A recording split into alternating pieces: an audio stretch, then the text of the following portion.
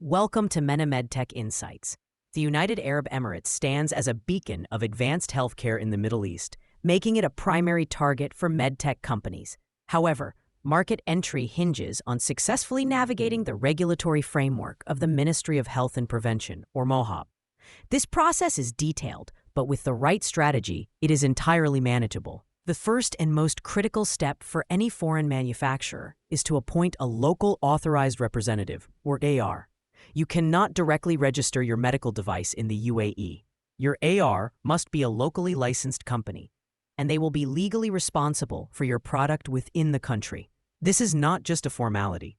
The AR manages the entire submission process, communicates with MOHAP on your behalf, and handles post-market surveillance requirements. A common early misstep we see is companies underestimating the importance of choosing the right partner for this role, leading to significant delays. For instance, a European diagnostics firm recently struggled for nearly a year because their chosen representative lacked specific experience with their type of high-risk device, resulting in multiple dossier rejections.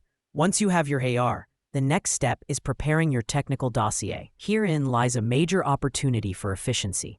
The UAE does not require local clinical trials if your device already has approval from a recognized reference market. This includes jurisdictions like the European Union with a CE mark, the USA with FDA approval, or approvals from Australia, Canada, or Japan. Your existing technical file for these markets can be adapted to the Common Submission Dossier Template, or CSDT, format required by MOHAP. This significantly accelerates your timeline. However, all documentation must be submitted in English or Arabic, and any translations must be precise and professionally handled. The submission itself is done through MOHAP's e-services portal. The process involves registering the manufacturer's site first, followed by the individual product registration. Fees are involved at each stage, including an initial classification fee, a manufacturer registration license fee, and then a fee per product. Pay close attention to device classification. While the UAE's risk-based system is similar to the EU's, subtle differences can sometimes place your device in a higher risk class, requiring more extensive documentation. One of the most common pitfalls is an incomplete submission. Simple errors like a missing certificate of free sale or an improperly formatted label can push your application to the back of the queue. Securing MOHAP approval is not the end of the journey. You must have a robust post-market surveillance system in place.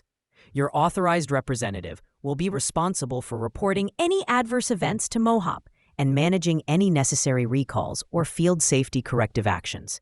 Staying compliant is key to maintaining your market presence long-term.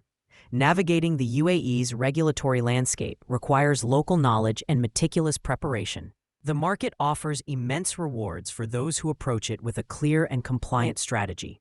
If you have questions about entering the UAE market or need guidance on your regulatory strategy, please feel free to email us or visit our website. Pure Global is here to help.